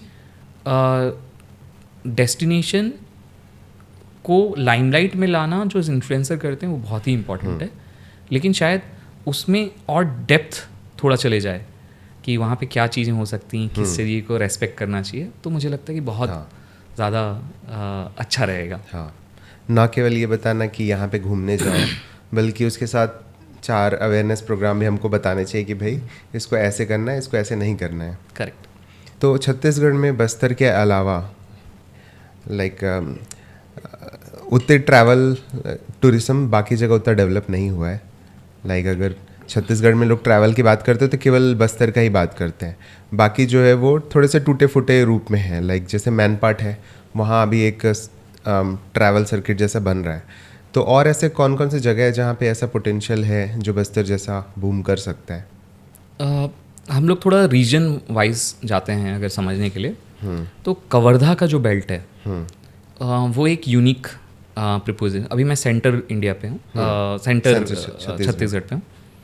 तो कवर्धा पे यूनिक कॉम्बिनेशन, फॉरेस्ट अच्छा है, वाटरफॉल अच्छे हैं, केव्स हैं, और वहाँ पे एक्सपीरियंस भी है, ट्राइबल कल्चर भी काफ़ी रिच है। तो यानी एक ऐसा डेस्टिनेशन जो 2 दिन में बहुत अच्छे से एक्सपीरियंस किया जा सकता है। जंगल भी अच्छा है, वाइल्ड लाइफ सेंचुरी भी है। सेकंड डेस्टिनेशन अगर देखें तो Sirpur plus Barnawapara wildlife sanctuary, ये दोनों कॉम्बिनेशन, सिरपुर मुझे लगता है कि सिरपुर में बहुत ज़्यादा पोटेंशियल है। और सिरपुर का कॉम्बिनेशन अगर नेचर के साथ बारनापारा का किया जाए तो इट्स अ इंटरनेशनल डेस्टिनेशन। तो ये इंटरनेशनल की ब्रिक के टेम्पल जो लक्ष्मण टेम्पल है और जो बुद्धिज़्म है और बहुत सारे जो रिसर्चर्स बताते हैं कि ये जो 2 पाथ थे, एक दक्षिण पथ और एक उत्तर पथ, उन दोनों का मिक्स सिरपुर के आसपास ही होता था। तो ये एक इम्पॉर्टेंट डेस्टिनेशन है। एज अ हिस्ट्री को हम लोग को फिर से रिवाइव करना होगा। इसमें हिस्टोरियन का भी हेल्प चाहिए होगा, उसमें ASI का भी हेल्प चाहिए होगा। तो सिरपुर और ये एज अ डेस्टिनेशन बारनापारा, उसमें बारनापारा के अंदर भी तुरतुरिया रामवन गमन पथ का एक डेस्टिनेशन है। पास में अगर आप जाएंगे तो आपको सतनामी कम्युनिटी का जो है वो एक अच्छा डेस्टिनेशन है। ये सारा है। कोरबा मुझे ऐसा लगता है कि बहुत ही अंडररेटेड लोकेशन है, यानी इतना ज़्यादा पोटेंशियल, इतना ज़्यादा ब्यूटीफुल है, बट वहाँ पे माइंस की वजह से वो एरिया प्रमोट होता नहीं है या प्रमोट नहीं किया जाता। I don't know. बुका जैसी जगह पे अगर आप जाते हैं, प्लस कोरबा के ट्राइब्स भी हैं जो बहुत ही अभी भी अपने ट्रेडिशन को होल्ड किए हुए हैं जी, बट वो काफ़ी ही बुरी स्थिति में है। मतलब जैसे पहाड़ी कोरबा है तो वो बहुत बुरी स्थिति में है। जी, कोरबा तो मुझे ऐसा लगता है कि एक ऐसा जगह है, अनफॉर्चुनेटली वहाँ के जंगल का क्या होगा ये हम सबको कंसर्न है हसदेव की वजह से, और वो पूरा जो क्षेत्र है पूरी माइनिंग्स पे है। तो वो डेस्टिनेशन मुझे एक बहुत यूनिक, वहाँ पे अगर आप कोरबा और रायगढ़ को थोड़ा आसपास में देखते हैं तो आपको शैल चित्र भी मिलता है, प्री हिस्टोरिक चीज़ें भी मिलती हैं। तो कोरबा एज ए डेस्टिनेशन मुझे लगता है कि काफ़ी ज़्यादा पोटेंशियल है। अगर फिर हम थोड़ा सा ऊपर जाएं तो सरगुजा का ये जो डिवीज़न है, इसमें जशपुर मैनपाट तो काफ़ी उसके मोनेस्ट्रीज़ के लिए तिब्बतियन कल्चर की वजह से, और एज अ लोकेशन साइट्स और नेचर और लैंडस्केप भी काफ़ी यूनिक सा है। और एक मुझे अंडररेटेड लगता है जशपुर। जशपुर में बहुत ज़्यादा पोटेंशियल है। जशपुर रोड की वजह से थोड़ा सा डिस्कनेक्टेड है। होपफुली अब CM वहीं के हैं, तो मुझे ये है कि इस बार जशपुर या पूरा जो सरगुजा का जो बेल्ट है जहाँ पे टूरिज़्म का और जंगल भी अच्छा है, तो यूनिक कल्चर भी अभी वहाँ पे है, तो ये पूरा जो बेल्ट है सरगुजा का, जिसमें जशपुर, सूरजपुर के कुछ पार्ट्स और मान के चलिए मनेंद्रगढ़ के कुछ पार्ट्स, जो संजय गांधी नेशनल पार्क है अपना, तो ये सारा जो कॉम्बिनेशन है ये बहुत ही यूनिक है। इसको पैकेज करना इम्पॉर्टेंट है, और इसमें एक्सेसिबिलिटी इम्पॉर्टेंट। हमने 3 साल पहले काम करना स्टार्ट किया था, आप जानते भी होंगे, सौरभ के साथ में और लोकल एडमिनिस्ट्रेशन के साथ में भी काम किया। तो वहाँ पे हमने चीज़ों को इस्टेब्लिश करने की कोशिश की, लेकिन एक्सेसिबिलिटी नहीं होगी तो वहाँ नहीं हो सकता चीज़ें। सेम विथ मैनपाट, एक्सेसिबिलिटी अभी भी वहाँ पे चैलेंजिंग है। रोड्स अभी भी वहाँ अगर किसी के पास अपनी खुद की गाड़ी नहीं है तो वो ट्रैवल नहीं कर सकता। तो ये इतने सारे यूनिक एलिमेंट्स तो मुझे लगते हैं हर जगह पे थोड़े थोड़े यूनिकनेस है, पोटेंशियल।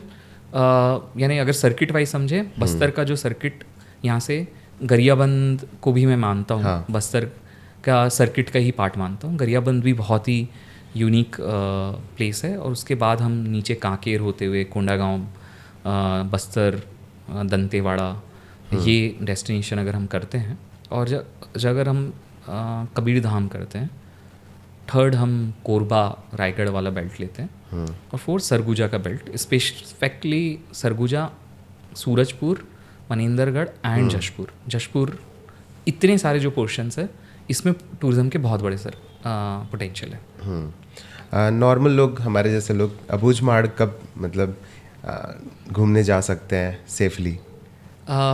मुझे यानी ये तो सरकार ही बता पाएंगी कब सेफली जा सकते हैं, लेकिन अबूझमाड़ में सबकी क्यूरियोसिटी है, यानी मेरी भी क्यूरियोसिटी है, आपकी भी क्यूरियोसिटी है, सब लोग जानना चाहते हैं क्योंकि अबूझ जगह है।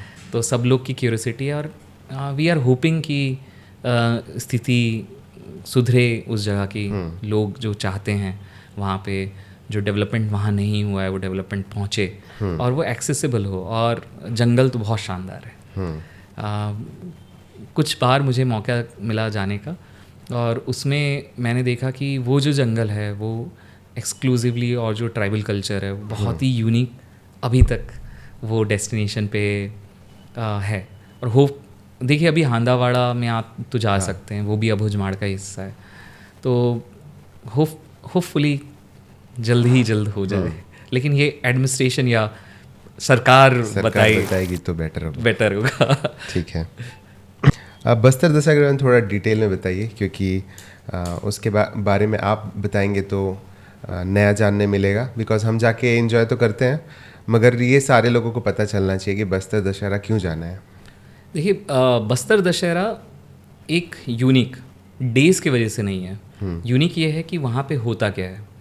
तो आपने देखा होगा कि जितने भी ट्राइबल कल्चर के जितने भी रिचुअल्स होते हैं वो आप गांव-गांव से लेके जगदलपुर शहर के अंदर ही देख सकते हैं। और इसमें काफ़ी यूनिक कल्चर है। हर दिन एक इवेंट्स है जो आप एक्सपीरियंस कर सकते हैं। बीट काचन देवी जब बैठती हैं तो काचन यात्रा, फिर अगर जोगी बिठाई का इवेंट है, फिर उसके बाद मावली परगाव तो इतना यूनिक है। जब आप लैक्स ऑफ पीपल को रोड में देखते हैं और वो जब अपने एनिमिज्म को, अपने गॉड एंड गॉडेसेस को लेके, आंगा देव को लेके जब वहाँ पे पहुँचते हैं और जब वो मिलन जो होता है वो यानी देखने में और अनुभव करने में इतना यूनिक है कि मैं आपको बोलूँगा भी तो आपको समझ में नहीं आएगा, ना वीडियो से समझ में आने वाला है। ये चीज़ एक्सपीरियंस करने वाला है। उसके बाद जब रथ का जो एक्सपीरियंस होता है उसमें फ़न होता है। जब सब लोग रथ लेके दौड़ते हैं, कम्युनिटी अलग अलग काम करती हैं, राजा का इन्वॉल्वमेंट होता है।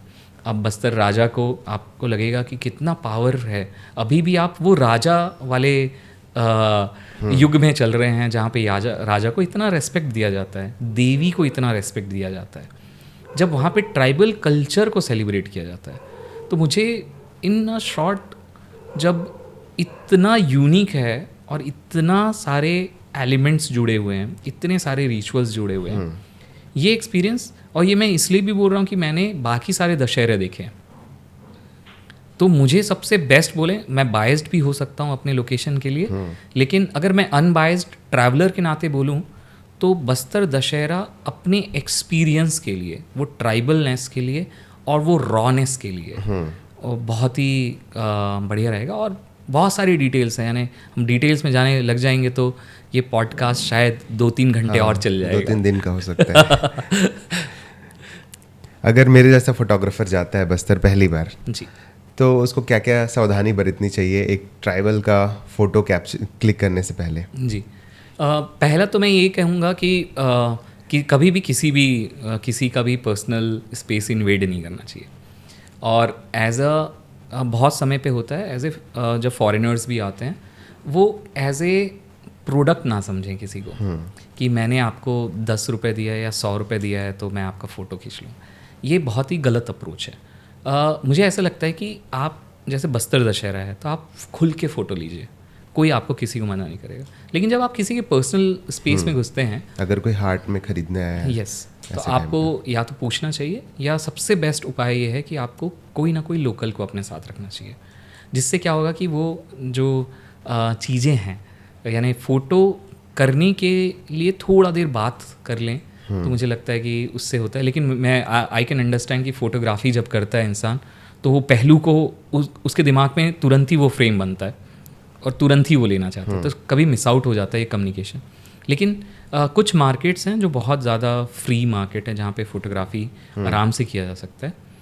और आप घरों में जब जाते हैं तो घरों में हमने इस टाइप का कुछ सिस्टम बनाया हुआ है। कुछ घरों को पहले ही हमने आइडेंटिफाई करके रखा है कि यहाँ पे फ़ोटोग्राफी आप करवा लीजिए, और उसको भी तो बेनिफिट होना है।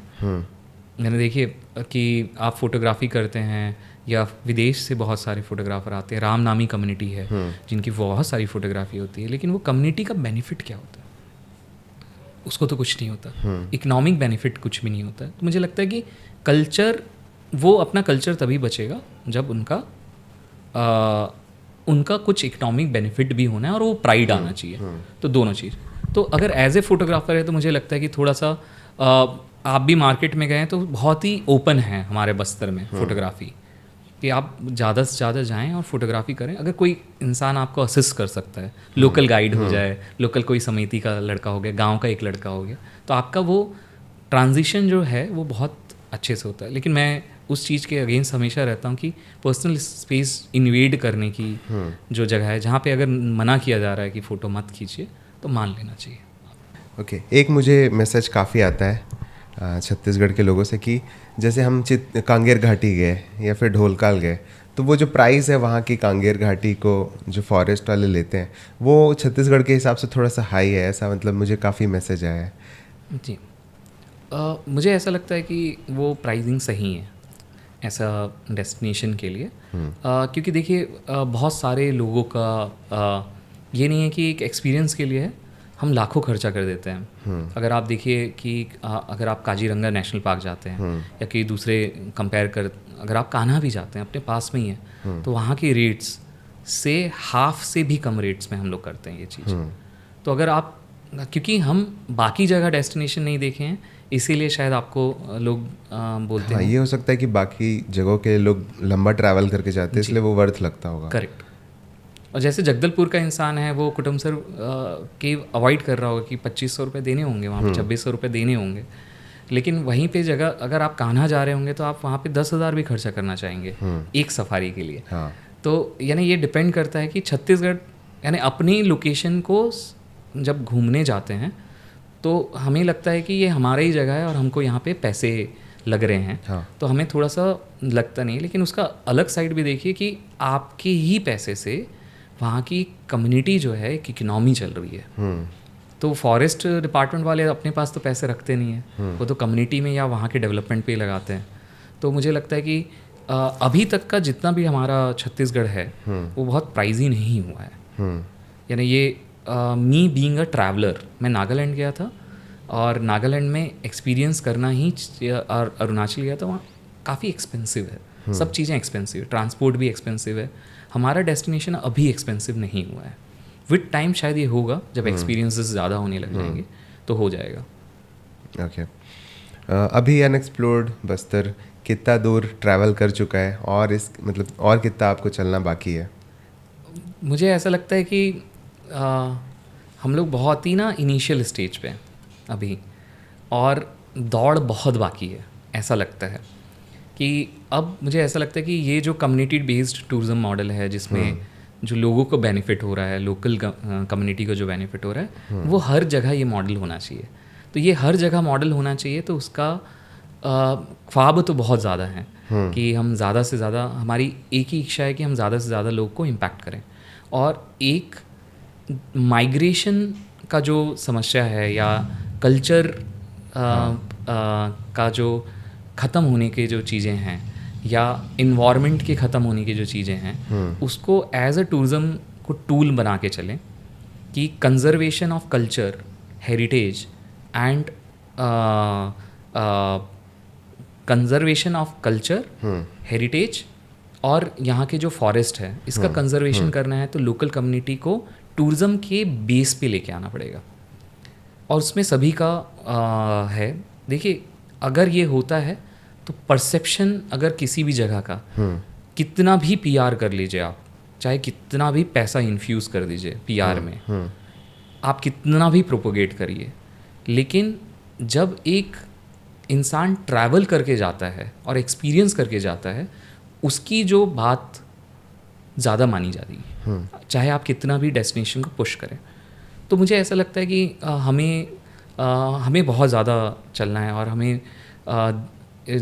हम चाहते हैं कि स्लो ट्रैवलिंग करें, एनकरेज करते हैं, लेकिन मुझे ऐसा लगता है कि डेस्टिनेशन ख़राब हो जाए उससे पहले ये जो नॉलेज है अनएक्सप्लोर्ड बस्तर ने जो बिल्ड किया है, वो हम पास ऑन करना चाहते हैं, ये नॉलेज शेयर करना चाहते हैं। ये नॉलेज को मुझे ऐसा लगता है कि this is a open source, कि ये जो कॉपीएबल मॉडल है हमारा, इसको प्लीज़ कॉपी कर लें। और अगर आपको ज़रूरत है, किसी भी स्टार्टअप को ज़रूरत है, तो वो आए, मुझसे पूछ लें, हमसे पूछें, हमारे पास आएँ, हमको देखें कि हमने किस तरीके से मॉडल किया है। अपनी जगह पे आप वो इस्तेमाल करें और इस मॉडल को करें, क्योंकि एक एज ए ऑर्गेनाइजेशन हमारी एक लिमिटेशन है। हाँ। लेकिन जब हम लोग एक इकोसिस्टम की बात करते हैं, टूरिज़्म तब ही ग्रो होगा जब हम इकोसिस्टम एक बनाएंगे। और वो इकोसिस्टम तब होगा कि बहुत सारे स्टार्टअप्स, बहुत सारे गांव वाले होम स्टे लेके आ रहे होंगे, एक्सपीरियंसेस क्रिएट कर रहे हो, और सब एक ही कॉमन थॉट्स के लिए, कॉमन फिलॉसफी के लिए जी रहे हों, जो कि है हमारे जगह को हाईलाइट करना और एक लोकल इकोनॉमी को भी बेनिफिट करें और चीज़ों को, क्षेत्र को कंजर्वेशन करें। तो हमें तो बहुत दौड़ना है, हम लोग साथ ही ढूंढ रहे हैं। ठीक है। एक लास्ट सवाल, मेरा पर्सनल सवाल है कि टूरिज़्म डिपार्टमेंट आप मतलब कितना मदद करता है छत्तीसगढ़ के टूरिज़्म को बढ़ाने के लिए? देखिए, अगर मैं ये बोलूँ कि एक हमारा हेल्प तो वो हमेशा करते हैं और जितनी जो लिमिटेड ऑर्गेनाइजेशन है उनके लिए रहती हैं, लेकिन एक जो प्रॉब्लम है हमें हाँ, ये सरकार के लिए है, शायद ऑफेंड भी होंगे, जो भी होंगे मुझे नहीं पता, लेकिन I just wanted to be very clear on this कि आपको छत्तीसगढ़ एज अ डेस्टिनेशन क्या है, आप पहले सोचिए तो सही। यानी आप अगर कोई पॉलिसी लेके आते हैं तो उस पॉलिसी का क्या इफ़ेक्ट होना है वो तो सोचिए तो सही। पहले सरकार को पहले ये सोचना चाहिए कि उनको छत्तीसगढ़ एज अ डेस्टिनेशन क्या दिखाना है। उसको रिलीजियस टूरिज्म में दिखाना है तो क्या लोग राम वनगमन पथ के लिए छत्तीसगढ़ ट्रैवल करेंगे कि अयोध्या ट्रैवल करेंगे? तो अगर आपका इंफ्रास्ट्रक्चर पुश राम वनगमन पथ बनाने में है विच इज़ गुड, लेकिन आपका इक्वली एलोकेशन दूसरे सेक्टर्स में भी होना चाहिए। तो मेरा एक कहना ये, आप एज अ डेस्टिनेशन समझिए, टूरिज्म इज़ अ कॉम्पिटिशन। आप छत्तीसगढ़ गोवा से भी कंपटीशन कर रहा है, महाराष्ट्र से भी कर रहा है, कश्मीर से भी कर रहा है, उड़ीसा से भी कर रहा है, सारे डेस्टिनेशन से कर रहा है। आप अपना, हमारा क्या थीम है, यूएसपी क्या है छत्तीसगढ़ का कोई आप एज अ आप थीम समझ के देखें तो आपको समझ में नहीं आएगा, बड़ा कंफ्यूज सा लगेगा छत्तीसगढ़ का परसेप्शन कि यार ये क्या चीज़ एज अ ब्रांड क्या है। केरल अपने आप को एज अ लीजर डेस्टिनेशन दिखाता है, तो आप बोलते हैं कि हाँ यार मुझे वहाँ पे लीजर डेस्टिनेशन है, उन्होंने ब्रांडिंग भी वैसी की है, उनके हर एक कम्युनिकेशन में वो है। छत्तीसगढ़ में कभी हम कुछ बात करते हैं, कभी हम ये बात करते हैं, कभी हम वो बात करते हैं। तो मुझे लगता है कि और ये तभी आ सकता है जब वी हायर गुड पीपल जो ये ब्रांड बनाने के लिए जिनको ब्रांड का समझ हो। तो सबसे पहले तो ये है कि हमें गुड पीपल हायर करने चाहिए। टूरिज़्म को एज ए इंडस्ट्री रिकॉग्नाइज करना चाहिए। आपने माइंस को कर लिया, आप माइंस को हमेशा करते रहेंगे क्योंकि आपको माइंस की ज़रूरत है टूरिज़्म से, लेकिन आप इतना वैल्यू क्रिएट कर सकते हैं, इतना लाइवलीहुड क्रिएट कर सकते हैं। सरकार का सबसे बड़ा है कि छत्तीसगढ़ को सब नेगेटिव बोलते हैं, टूरिज़्म आपको पॉजिटिव कर सकता है, आपका बिल्कुल परसेप्शन बदल सकता है। आप डेस्टिनेशन इस्टेब्लिश करना स्टार्ट करिए, आप बिल्कुल अच्छे लोग को मनी इन्फ्यूज़ करना चालू करें। आप आपके एलोकेशन, आप प्रीवियस बजट भी मैंने देखा, मैं बहुत होपफुल था कि प्रीवियस बजट में कुछ आया तो मुझे अच्छा लगा। लेकिन ये फंड का जो एलोकेशन है, जब तक आप एक्सेसिबिलिटी वहाँ पे चीज़ों को नहीं पहुँचाएंगे, वहाँ पे इंफ्रास्ट्रक्चर नहीं डेवलप करेंगे और मार्केटिंग में जब तक का खर्चा नहीं करेंगे। मार्केटिंग में खर्चा करना है तो आपको रेलेवेंट मार्केटिंग पे खर्चा करना होगा कि कहाँ पे आपको खर्चा करना है। आपको सोशल मीडिया में खर्चा करना होगा, आपको इन्फ्लुएंसर मार्केटिंग में खर्चा करना होगा, आपको उन डेस्टिनेशन में उन टूर ऑपरेटर्स के पास पहुँचना होगा। हम कंपटीशन, हमें एकदम क्लियर रहना है, इट्स अ कंपटीशन, हमारी दूसरे स्टेट से कंपटीशन है। ट्राइबल टूरिज़्म पे कोई नागालैंड या नॉर्थ ईस्ट क्यों फॉरेन से जो आ रहा है वो नागालैंड नॉर्थ ईस्ट जाएगा, वो छत्तीसगढ़ में नहीं आना चाहेगा। आपको कॉम्पीट करना है तो आपका स्ट्रैटेजी फॉर डोमेस्टिक टूरिस्ट और आपका स्ट्रैटेजी फॉर फॉरेनर्स बिल्कुल अलग होना चाहिए। तो आपको अप्रोच चेंज करने के लिए इसके लिए पैसे और गुड ह्यूमन रिसोर्सेज की भी ज़रूरत है, गुड एजेंसीज़ की भी ज़रूरत है और आपको फंड इन्फ्यूज़ करने की ज़रूरत है। इंफ्रा और एक और चीज़ है कि जब हमारे पास जो भी प्लानिंग होती है इंफ्रास्ट्रक्चर में टूरिज़्म पे, तो हमने इंफ्रास्ट्रक्चर पे बहुत ज़्यादा फोकस करते हैं कि हम ये बना देंगे, हम रिजॉर्ट्स बना देंगे, हम ये होता भी है और ये होता है। मुझे ऐसा लगता है कि मार्केटिंग में ज़्यादा खर्चा करना चाहिए। इंफ्रास्ट्रक्चर सरकार का रोड, पानी पहुंचाने का, बिजली पहुंचाने का काम है, मार्केटिंग का काम करने का ज़रूरत है। प्राइवेट इन्वेस्टमेंट्स भी तो आएंगे, प्राइवेट इन्वेस्टमेंट्स भी तो आने वाले हैं। गांव के लोग भी तो अपने होम स्टेज डालेंगे। मेघालय में जाके कोई ऐसा तो नहीं बोल रहा है कि तुम होम स्टे खोल दो। आप कम्युनिटी को कैपेसिटी बिल्डिंग प्रोग्राम्स करवाइए, होम स्टे तो वो खुद ही खोल लेंगे। एक्चुअली में यहाँ पे ये रिजॉर्ट ही खोल रहे हैं, मतलब बाकी इंफ्रास्ट्रक्चर थोड़ा कम कर रहे हैं जी। लाइक जैसे कोरबा में इन्होंने 5 ऐसे लग्जरी रिजॉर्ट बनाए जो कभी भरता ही नहीं है, जी और वहाँ पहुँचने के लिए बस वगैरह कुछ नहीं है। करेक्ट। तो बिना एक्यूरेटली इन्वेस्टमेंट जो हो रहा है, जो फंड्स का है, उसका यूटिलाइजेशन देखिए, अगर वो चल सकता है, Buka as a destination, Satranga as a destination, हमें पता है कि ज़बरदस्त पोटेंशियल है। आप रोड तो अच्छा बनाना पड़ेगा, ये सरकार को करना पड़ेगा। सेकंड, तो इन्वेस्टमेंट वहाँ पे रिजॉर्ट बनाने से पहले रोड्स बनाने का था, उसके बाद ऑटोमेटिकली वहाँ पे रिजॉर्ट्स आ सकते हैं। तो सबसे पहला रोड चाहिए था। सेकंड इज़ वेरी इंपॉर्टेंट, बिना मार्केटिंग के कैसे होगा? तो मार्केटिंग तो आपको चाहिए ही चाहिए। तो मार्केटिंग पे मुझे ऐसा लगता है कि ज़्यादा से ज़्यादा, और ये छत्तीसगढ़ के बेनिफिट के लिए है। नेशनल ट्राइबल डांस फेस्टिवल का पॉजिटिव इफेक्ट कितना बड़ा है, यानी कि 5 साल हुआ और नेशनल ट्राइबल डांस फेस्टिवल की वजह से बहुत सारे इन्फ्लुएंसर्स आते थे, और वो अलग अलग डेस्टिनेशन प्रमोट होते हैं। तो उसका बहुत एक साइड है, यानी कुछ इवेंट्स को हमें पॉलिटिकली चीज़ों को अलग रख के सोचना चाहिए। यानी ये कुछ चीज़ें जो हैं, जो इवेंट्स हैं, उसको साल भर करना चाहिए। नेशनल ट्राइबल डांस फेस्टिवल अगर हम 2 डेस्टिनेशंस पे लेके चले जाएं, एक सरगुजा और एक बस्तर, तो आप ये सोचिए कि ये हॉर्नबिल फेस्टिवल ऑफ नागालैंड, और आप ये समझ लीजिए जो हम अभी अलग अलग फेस्टिवल्स के लिए जाते हैं, नवरात्रा के लिए गुजरात में जाते हैं, तो रायपुर में लॉजिस्टिकली आपके लिए अरेंज है। लेकिन अगर कोई फेस्टिवल अगर हम वहाँ पे इस्टेब्लिश करने की कोशिश करें, डेस्टिनेशंस पे, बहुत बड़ा इकनॉमी का ज़रिया हो सकता है, और परसेप्शन बदल सकता है। लोग ट्रैवल करेंगे, ऑटोमेटिकली प्राइवेट इन्वेस्टमेंट्स आने लग जाएंगे, लोकल लोग इन्वेस्टमेंट्स करेंगे। मुझे ऐसा लगता है कि थोड़ा सा प्लानिंग, बेहतर प्लानिंग की ज़रूरत है। बहुत अच्छा लगा आप हमारे इस पॉडकास्ट पे आए, इतनी वैल्यूएबल इन्फॉर्मेशन आपने दी। आपको कैसा लगा?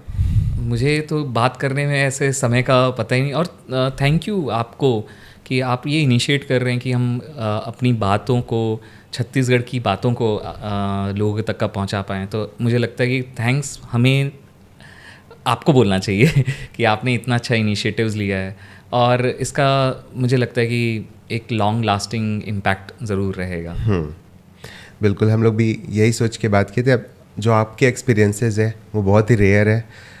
Thank you for coming, and hope कि ऐसे और हम लोग फ्यूचर में और सेकंड टाइम भी आप हमारे पॉडकास्ट में आए। Definitely. Thank you. Thanks a lot.